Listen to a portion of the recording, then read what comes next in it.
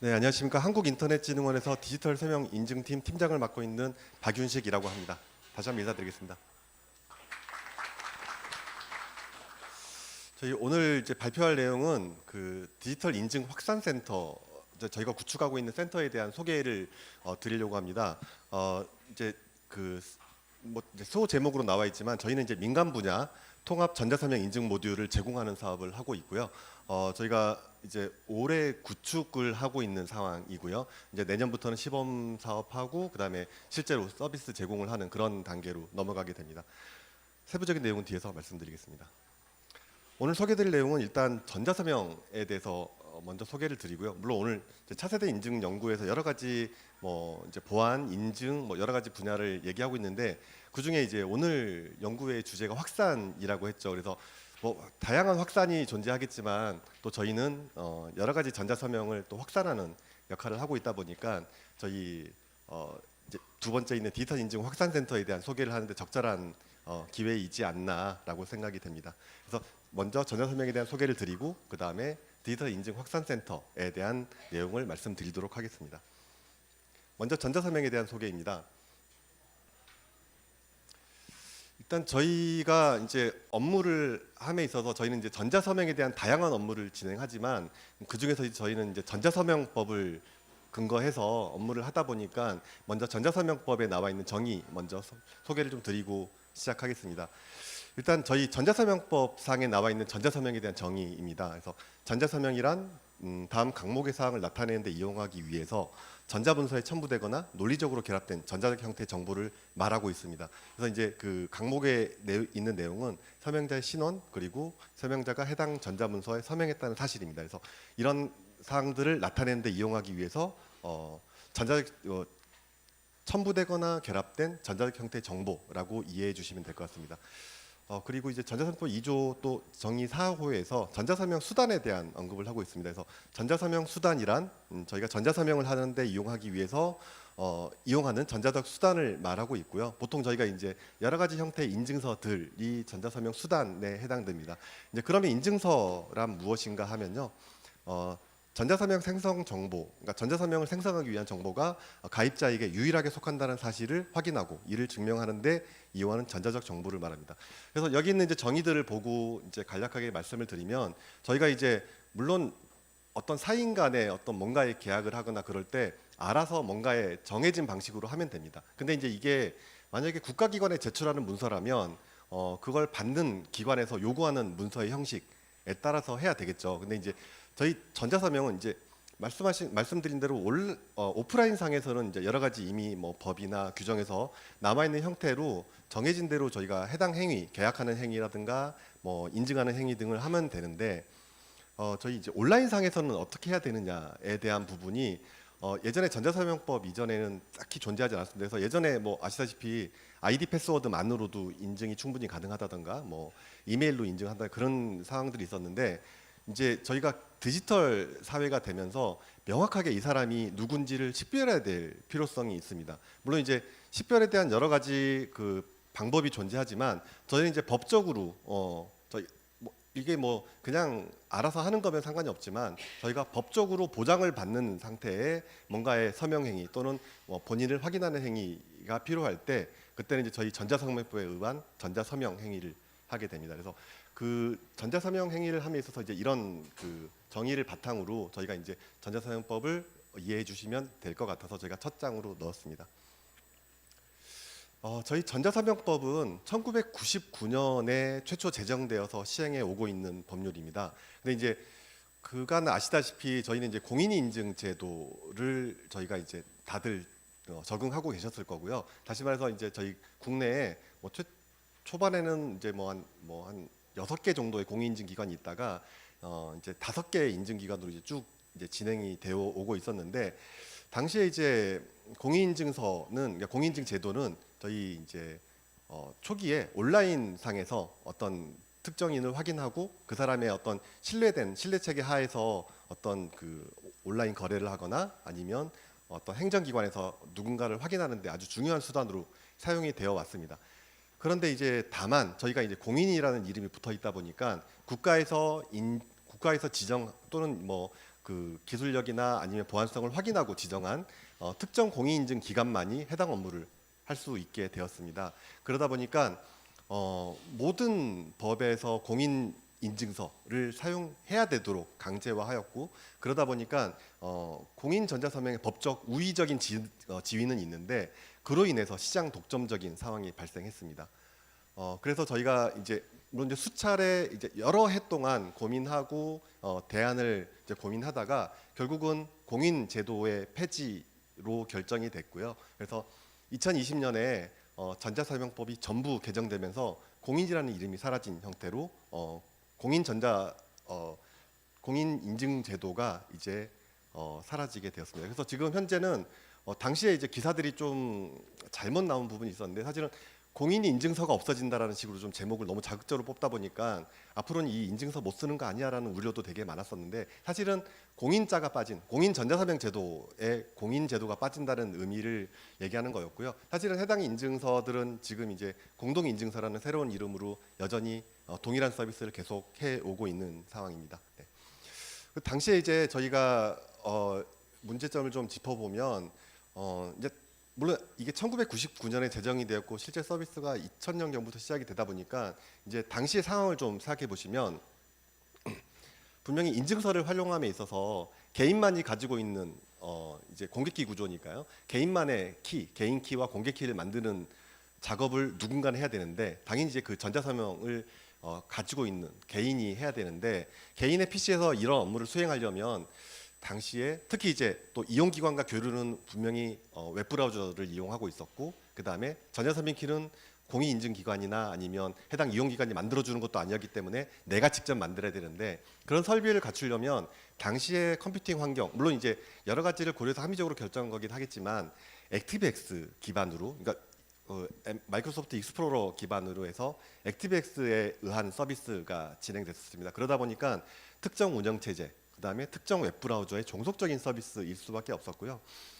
그리고 당시에 이제 저희가 사용했던 저장 방식이 HSM 등을 사용하면 참 좋은데, 당시에는 하드디스크에 저장하는 방식을 취했었고, 하드디스크의 특정 폴더에 특정 위치에 저희가 저장을 해오고 사용을 해왔었기 때문에 그로 인해서 발생하는 여러 가지 보안적인 문제들이 발생했었습니다. 그래서 이를 이제 법을 개정하지 않고 기술적인 방법으로도 여러 차례 시도를 하였으나 결과적으로는 이제 이런 문제들, 그리고 이제 주변의 다른 공인증서를 사용하게끔 강제하는 다른 전자서명법 이외의 여러 가지 규정에서 추가적인 보안 사항들을 요구해 오면서 이용자 PC에 공인인증서 이용하려면 반드시 사용해야 되는 부가적인 보안 프로그램의 설치 등이 이용자들 너무나게 좀 불편하게 했고, 이런 문제 때문에 이제 그 당시에 공인 전자서명 제도, 특히 이제 그런 이제 그 최상위 인증기관이 저희 한국인터넷진흥원과 5개 공인인증기관이 사실은 다른 제도에 의해서 강제된 어떤 보안 규정들이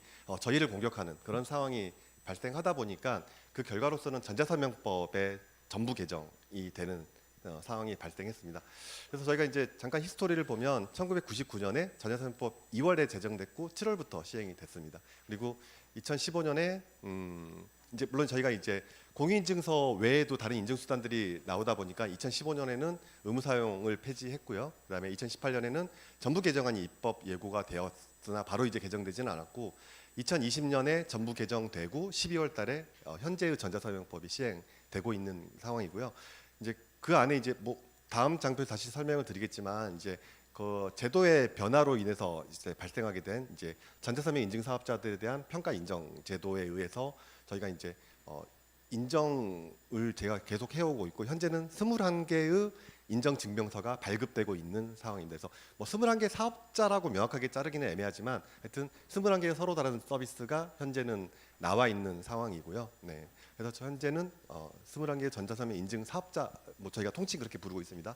사업자가 인증 업무를 수행하고 있는 상황입니다. 전자서명법의 주요 개정 사항을 말씀드리겠습니다. 일단은 저희 전자서명 수단, 당시에는 이제 최상위 인증기관 한국인터넷진흥원 저희가 이제 운영했었고요. 그다음에 저희가 만든 기술 규격, 저희가 이제 그 여러 가지 이제 인터페이스 가이드라인 등을 통해서 이제 통합하는 형태로 저희가 상호 연동을 진행했었고, 그런 하나의 단일 체계로 진행이 됐었는데, 이제는 다양한 전자서명 수단이 발생하게 될 것이다. 그래서 이들 간의 경쟁을 활성화하자는 내용으로 법이 개정되었고요. 그리고 전자서명을 이용하는 이용자들을 어떻게 보호할지에 대한 내용이 전자법에 수록이 됐고, 그리고 이제 경과 조치로서는 이제 갑자기 법이 바뀌면서 기존의 공인인증서에 대한 지위가 사라지기 때문에 일단은 기존의 인증서에 대한 지위를 일정 기간 유지해주기 위해서 부칙을 통해서 경과 조치를 시행해 오고 있는 게 현재 상황입니다. 저희 전자서명법은 전자서명을 위한 단독 법률이지만 이제 저희 전자서명법을 인용한 주변의 규정들이 너무 많습니다. 지금 오른쪽에 저희가 예시를 들어놨는데요. 전자금융거래법이나 전자문서 관련 규정, 그다음에 신용정보법, 금융감독 규정 등에서 저희 전자서명 인증서에 대한 활용을 이제 인증수단으로 활용할 수 있도록 저희가 정의를 하고 있고요. 저희가 이제 법을 바꾸게 되면 이 모든 규정들이 영향이 미치게 되는 그런 규정들입니다. 당시에 전자서명법을 전부 개정하면서 이제 저희 법률 개정의 취지로서 전부 개정 이유를 들어놓은 내용입니다. 이걸 보시면 저희가 법을 왜 바꿨는지 좀 더 정확하게 이해하실 것 같아서 저희가 좀 가져왔습니다. 그래서 이제 공인인증 제도가 초반에는 전자상거래 활성화 등 국가 정보화에 기여한 건 분명히 사실입니다. 실제로 그것 때문에 저희가 인터넷 강국으로서 여러 가지 어떤 지위를 누리기도 했었고요. 근데 이제 법 개정 시점에서 이제 보니 공인인증서가 시장 독점을 초래하고요. 인증서 외에 다른 수단을 인정하지 않는 그런 문제가 발생을 했죠. 그리고 전자서명 기술의 발전과 서비스 혁신을 그 법이 또는 공인인증 제도가 막고 있었다라는 취지, 그리고 다양하고 편리한 전자서명 수단에 대해서 국민의 선택권을 제한하고 있다라는 내용으로 법 개정 취지가 마련되었었고요. 그래서 이런 문제점을 개선하기 위해서 공인인증서 제도, 다시 말해서 인증서를 폐지하는 게 아니고요. 공인인증 제도를 폐지하는 거고, 공인인증 제도를 폐지함으로써 다양한 민간의 전자서명 수단들을 기반으로 차별 없이 경쟁할 수 있는 여건 조성, 그리고 저희 전자서명 인증 업무에 대한 평가 인정 제도를 도입해서 그들의 어찌됐건 자유롭게 물론 이제 자유롭게 기술 개발하고 사용을 하겠지만 그래도 일정 수준의 보안성과 기술을 가진 사업자가 저희 인정을 받고 사업을 할 수 있도록 저희가 보장하고요. 그리고 관련 산업의 경쟁력 제고, 그리고 마지막으로 국민의 선택권을 제고하기 위해서 저희가 2020년에 전자서명법을 전부 개정하게 된 것입니다. 그렇게 해서 탄생한 현재 전자서명 인증 사업자에 대한 인정평가 제도에 대해서 설명드리겠습니다. 저희 전자서명 인증 서비스의 안전성과 신뢰성을 확보하고, 그다음에 국민들이 다양하고 편리한 전자서명의 선택권을 보장하기 위해서 이제 평가기관은 민간에서 구성을 하게 돼 있습니다. 그래서 민간 평가기관이 전자서명 인증 서비스의 운영 기준 준수 사실 평가하고, 그리고 그 평가 결과에 대한 적정성을 인정기관이 검토해서 인정 여부를 결정하게끔 하는 구조입니다. 그래서 현재 과기정통부가 물론 정책기관으로 존재하고 있긴 하지만 인정기관을 지정하고 평가기관을 선정해 놓으면 이제 그 인정기관과 평가기관이 전자서명 사업자에 대한 평가를 하고 인정을 해주는 구조로 민간에서 운영하는 형태로 되어 있고요. 물론 이제 특별하게 그 중에서 이제 정책기관이 결정할 사항들이 일부 있긴 합니다. 예를 들어 신원 확인을 할 때 우리 전자서명 인증서를 가입하고 저희가 인증서를 발급해주기 위해서는 어떤 형태의 신원 확인을 해야 되는가에 대한 부분은 이제 정책기관이 결정을 하고, 그 외 대부분의 기술에 대해서는 이제 평가기관과 인정기관이 협의해서 운영하는 형태로, 그렇게 민간 자율 운영 형태로 현재는 구성이 되어서 진행을 해오고 있습니다. 현재 전자서명 인증 업무 평가기관에 대한 현황입니다. 현재 총 4개의 평가기관이 있고요. TTA, 그리고 금융보안원, 딜로이트 안진회계법인, 그리고 삼정 KPMG, 이렇게 4개의 기관이 현재 평가기관으로서 활동을 해오고 있고, 그다음에 그 4개 기관의 평가로 인해서 현재 21개 전자서명 인증 사업자가 인정을 받아서 운영을 하고 있습니다. 현재 이제 저희 이 목록은 아무래도 저희가 가나다 순도 좀 애매하고 해서 인정을 받은 순대로 일단 표시를 했고요. 왼쪽 페이커부터 아래로 쭉, 그다음에 저희 전자인증부터 아래 LG프로스까지 현재 총 21개의 전자서명 인증 사업자에 대한 저희가 인정 증명서가 현재 발급되어 있는 상황이고요. 그리고 이 인정 유효 기간은 저희가 매년, 그러니까 1년 기간이기 때문에 매년 평가와 인정 심사를 계속해 오면서 그 이용자들의 인증서를 안전하게 발급하고 관리하고 있는지를 저희가 평가하고 있습니다. 이제 이렇게 해서 저희 전자서명법 개정 상황과 현재 그로 인해서 발생된 이제 인정평가제도가 어떻게 되는지에 대해서 제가 간략하게 설명을 드렸습니다. 다음으로 이제 디지털 인증 확산센터 구축 현황에 대해서 말씀을 드리겠습니다. 먼저 이제 전자서명 이용 환경 변화가 어떻게 흘러가고 있는지를 좀 말씀을 드리면 2020년에 공인인증 제도가 폐지가 되었습니다. 그랬더니 이제 그 전에는 공인인증기관 그리고 엑스탄 509 기술기계에 의한 PKI 기술을 기반으로 한 인증서만 있다가 이제 점점 새로운 기술들을 사용하는 이제 인증 수단들이 나오고 있습니다. 물론 아직까지는 대부분 PKI를 사용하고 있기는 합니다만 저희는 저희 법에도 들어있지만 DID나 파이도 등을 이용한 그런 이제 인증 수단들이 탄생할 걸로 기대를 하고 있고 그 다음에 그런 수단들이 나중에 출현을 한다면 저희는 어떻게 평가 인정을 할지 그리고 그들의 기술을 어떻게 우리 그 기존의 PKI만 있던 이 인증 체계에서 어떻게 받아들일지를 고민하고 연구를 하고 있습니다. 그래서 현재 이런 상황에서 이제 발생한 문제가 있습니다. 예전에 저희 5개 인증기관만 있을 때는 최상위 인증기관을 필두로 5개 인증기관이 서로 이제 협의를 해서 기술 규격을 만들고 그 다음에 상호 연동에 대한 준비를 해오고 실제로 수행해 오고 있었습니다. 예를 들면 저희 특정 5개 인증기관 중에 특정 인증서를 발급받으면 전혀 다른 분야에서도 전혀 뭐 다른 등록 절차가 없이 물론 등록은 해야겠지만 활용을 할 수 있는 그런 형태로 인증서의 규격이 동일하기 때문에 저희 서로 간의 상호 연동이 됐었습니다. 근데 지금 현재 상황은 5개 인증기관은 물론 한국인터넷지능원을 루트CA로 사용을 하고 있지만 기술력도 기존대로 맞춰오고 있지만 나머지 새롭게 출연한 민간 간편 인증 사업자들은 그들만의 루트CA 그리고 그들만의 CA 시스템이 별도로 존재하고 그 다음에 기술 규격을 반드시 기존 공인인증 체계에서의 기술 규격을 따라야 되는 의무는 없기 때문에 서로 각각 서로 다른 기술 규격과 서로 다른 일종의 그 모듈을 사용하고 있었습니다. 그러니까 예전에 그 은행에 들어가 보시면 예전에는 은행에 그 로그인할 때 인증서를 물론 특정 공인인증 사업자에서 발급받은 것뿐만 아니고 은행에서 사용 가능한 다른 인증서를 사용해도 문제없이 사용이 됐었는데 지금 보시면 은행마다 또는 뭐 증권사마다 또는 뭐 다른 여러 가지 뭐 공공기관이나 그런 데마다 사용할 수 있는 인증서가 뭐 다 다르다고 할 수 없지만 어떤 인증서는 사용이 되고 어떤 인증서는 또 사용이 안 되기도 합니다. 이런 상황이 현재 발생해 있는 게 현재 상황이고요. 물론 이제 공공부자는 행정안전부가 이제 별도의 통합 모듈을 만들어서 이제 운영을 하고 있지만 저희 또 민간 분야에서는 또 해당 모듈을 이용할 수도 없고 그다음에 공공 분야라고 하더라도 행안부의 지원에는 한계가 있기 때문에 또 일정 또 기간이 걸리는 문제도 있기 때문에 좀 시급할 때 저희가 바로 적용하지 못하는 문제도 있고 해서 현재 상황은 정말 다양한 기술 아까 앞서 정의에서 말씀드린 전자서명 수단들이 출현하고 있는 상황에서 그들을 자유롭게 왔다 갔다 하면서 사용할 수 없는 문제가 발생했습니다. 이용자 입장에서는 내가 어떤 인증서를 가지고 있는데 특정 기관에서 이용을 못하다 보니까 또 새로운 인증서를 발급받아서 이용할 수밖에 없는 상황. 또 반대로 이용기관 입장에서는 우리는 열심히 돈을 들여서 특정 모듈을 그러니까 특정 인증 사업자의 모듈을 도입했는데 이용자는 그 인증서를 안 가지고 있으면 이건 의미 없는 일이 되는 상황이 발생을 했죠. 그래서 저희가 이제 민간 주도로 여러 가지 다양한 인증서를 출연했으나 그와 반대되는 급부로 다양한 인증서가 존재하기 때문에 그 선택권이 이용자에게는 존재하지 않고 이용기관이 선택해야 되는데 또 그 다양한 선택권을 제공하려면 또 비용이 드는 시간과 비용이 드는 그런 문제가 발생했습니다. 그래서 저희는 이제 새로운 기존의 공인인증 체계에 있었던 상호 연동 체계와는 또 다른 새로운 상호 연동 체계가 필요하다고 판단했습니다.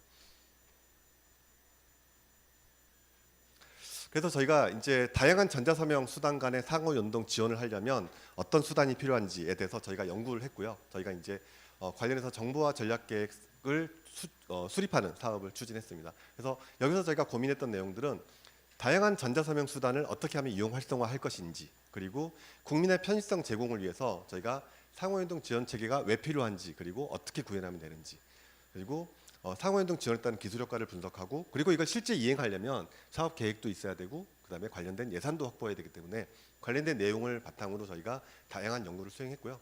그리고 저희가 이제 또 어떤 방법으로 상호연동을 지원해야지 이게 국민들도 편하고 이용기관도 편하게 될지에 대한 고민도 했습니다. 그래서 방안 1은 뭐 현재 체계와 유사하지만 민간 자율 체계가 있을 것이고요. 그리고 중간에 중개 서비스를 두고 뭐 전자서명 인증 사업자와 이용 기간은 큰 변화가 없는 형태도 있을 것이고, 그리고 세 번째로 저희가 이제 빨간색으로 그 박스가 있듯이 저희가 최종 선택된 방안인데, 이제 통합 모듈을 개발하고 빠르게 배포함으로써 변경되는 모듈들을 빠르게 변화 관리를 해보자라는 차원에서 만든 통합 모듈 개발 관리, 이렇게 세 가지 방안 중에 저희는 방안 3번으로 저희 결정하고 사업을 진행해 오고 있습니다.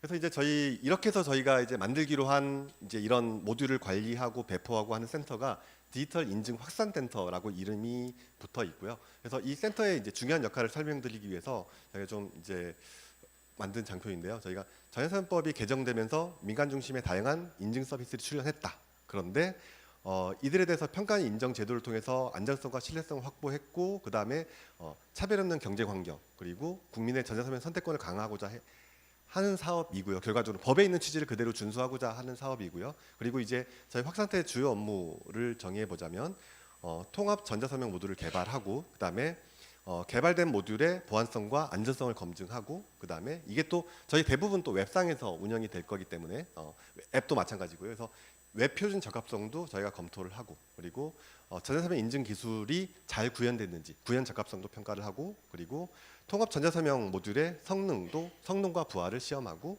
그리고 인증 절차, 그리고 사용자 인터페이스의 표준화도 저희가 이 센터를 통해서 이루어 보자라는 차원으로 저희가 업무를 진행하고 있고요.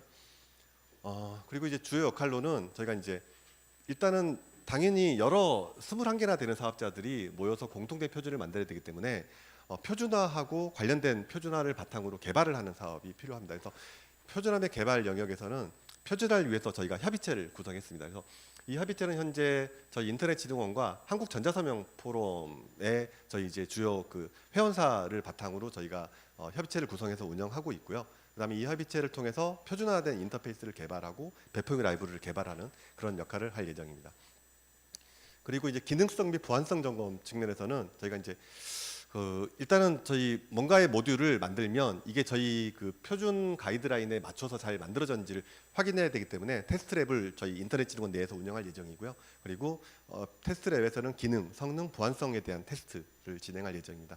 그리고 이제 배포 부분입니다. 배포도 저희가 이제 21개나 되는 사업자들이 있고, 이들이 이제 그들의 기능 개선을 위해서 모듈이 수시로 바뀔 겁니다. 그러면 이게 한두 개면 직접 배포하는 방식도 있겠지만 21개나 되기 때문에 저희가 빠른 배포할 수 있는 체계가 필요합니다. 그래서 실시간 배포 지원 체계는 어떻게 할 것인지, 그리고 이용 기관은 어떻게 설치하고 사용하면 되는지에 대한 매뉴얼도 저희가 발행할 예정이고요. 그리고 상호 연동 지원이나 컨설팅도 저희가 수행해서 특정 이용 기관에서 발생하는 문제점을 저희가 해결해 드리고자 노력할 예정이고요. 그리고 이제 이용 기관들이 저희 이제 아무나 저희 인증서를 또 사용하려면 그게 기반이 없으면 쉽지 않으니까 저희가 이제 협약을 통해서 이용 기관이 신청하고 승인하는 체계를 갖추도록 할 예정이고요. 그다음에 이용 기관에 대해서 특정 이제 API 접근 코드를 부여하고, 그다음에 접근 키 생성하고 관리를 하는 그런 역할도 저희 확산센터에서 하게 될 예정입니다. 그리고 이제 저희가 거의 실시간 배포가 이루어질 거기 때문에 시스템에 대한 장애 관리도 열심히 저희가 안전하게 운영할 수 있도록 할 예정에 있습니다. 현재 상태를 말씀드리면, 현재 저희가 이제 아까 ISP는 2021년에 했었습니다. 근데 다만 저희가 이제 ISP 완료 시기와 예산 확보 시기가 좀 맞지 않아서 저희가 현재 작년 2022년에 2023년도 예산을 저희가 확보를 했고요. 그래서 올해 1단계 사업을 진행하고 있습니다. 그래서 1단계로는 저희 확산센터를 구축하고 시범 운영을 하는 사업을 할 예정이고요. 그다음에 2단계 2024년에는 이제 정식 운영을 하면서 이제 확산을 할 예정입니다. 보시면 아시겠지만 저희가 현재 전자서명 포럼과 함께 만든 이제 그 가이드라인은 현재 간편 인증 사업자에 대해서만 현재 만들어져 있고요. 그다음에 공동 인증서와 금융 인증서는 저희가 이제 올해 이미 개발을 시작했고, 이제 내년부터는 적용이 될 수 있도록 그렇게 할 예정에 있습니다. 그래서 그 정식 운영과 그다음에 앞으로 또 새롭게 만들어진 전자서명 인증 사업자에 대한 인증 모듈도 저희가 확산할 수 있도록 할 예정이고요. 그다음에 2025년에는 이제 어떤 새로운 기술도 저희가 수용하고, 그러니까 예를 들어 파이도나 DID 등을 말씀드리는 거고요. 그다음에 추가적인 고도화를 통해서 저희가 국민들이, 그다음에 이용 기관들이 저희 그 모듈을 통해서 전자서명 인증 업무를 하는데 지장이 없도록 그렇게 진행할 수 있도록 할 예정입니다. 이제 기대 효과를 말씀드릴 예정인데요. 저희가 이제 국민 입장에서는 다양한 인증서에 대한 선택권이 강화되는 장점이 있고요. 그리고 이용기관 입장에서는 원래 각각 21개를 만약에 나는 모든 어떤 이용자가 가지고 있는 인증서도 받아들이겠어라고 마음 먹으면 21개 모듈을 설치해야겠죠. 근데 이제 저희는 통합 모듈을 설치함으로써 한 번에 해결할 수 있도록 저희가 지원하려고 하기 때문에 개발 및 연동에 소요되는 시간이 감축되고 신속한 적용이 가능한 등의 장점이 있습니다. 그리고 이제 저희가 인정받은 인증 사업자의 입장에서 보면 저희가 이제 그 전자서명 인증 서비스가 확산될 수 있는 장점이 있어요. 예를 들어 뭐 이용기관이 선택해주지 않으면 사용을 못했는데 이제는 이용기관이 21개 통합 모듈을 적용함으로써 좀 더 쉽게 인증 사업자가 직접 개별적으로 노력하지 않아도 쉽게 이용기관에 설치될 수 있는 그런 장점이 있기 때문에 전자서명 이용 서비스가 인증 서비스가 확산될 수 있고 그다음에 또 자유로운 경쟁도 이를 통해서 촉진할 수 있다고 저희는 보고 있습니다. 지금 이제 보시는 화면은 저희가 2023년 8월에 그러니까 바로 지난달이죠. 지난달에 개발을 완료한 간편 인증 인터페이스 가이드라인이고요. 저희가 올해 이제 9월 5일인가요? 저희가 아마 그 관련된 보도 자료가 나왔었고 당시에 이제 내용은 이제 간편 인터페이스 가이드라인이 개발됐고 이를 통해서 저희가 이제 저희가 전자서명을 더욱더 편리하게 안전하게 이용할 수 있도록 하겠다라는 내용이고 지금 한국인터넷진흥원 홈페이지 그리고 한국전자서명포럼 홈페이지에서 다운로드 받으실 수 있습니다. 이제 마지막 페이지인데요. 저희가 이제 이렇게 해서 준비를 하고 있는 상황에서 물론 저희도 이제 일부 보도 자료를 발표한 것도 있지만 또 언론기관에서 이런 현재 상황에 대해서 좀 분석한 기사가 있어서 몇 개 가져왔고요. 그래서 현재 뭐 아시다시피 공인인증서는 당시에는 잘 활용은 하고 있으나 물론 거기도 다들 적응하고 계시나 여전히 이제 여러 가지 문제점이 있는 걸로 인식을 하고 계셨는데 저희가 그걸 저희가 법을 개정하면서 너무 다양한 수단들이 나왔고 근데 이걸 거기에 또 인해서 그로 인한 새로운 또 불편함이 존재했는데 이번에 새로운 대책이 나오면서 새로운 더 확산센터를 만들게 되면서 편리하게 이용할 수 있는 기반이 마련되었다라고 분석한 기사가 있어서 가져왔고요. 그리고 이거 외에도 저희가 이번에 가이드라인 발표하면서 나온 추가 보도자료 현재 보니까 벌써 한 16, 7개 정도의 언론기관에서 저희 보도자료를 인용해 주셨더라고요. 그래서 저희가 이제 관련 내용 좀 참고해 주시면 좋을 것 같고 저희가 이제 다양한 이번 확산센터 구축을 계기로 저희 전자서명이 정말 안전하지만 또 편리하기도 한 그런 대표적인 인증 수단으로 활용될 수 있도록 그렇게 저희 노력하겠습니다. 그래서 오늘 저희 발표는 이상으로 마치고요. 저희가 이제 올해 1단계 구축 사업인데 저희가 앞으로 진행할 2단계, 3단계 그리고 또 그를 통한 안전한 활용에 또 많은 기대 부탁드리겠습니다. 이상 발표 마치겠습니다. 감사합니다.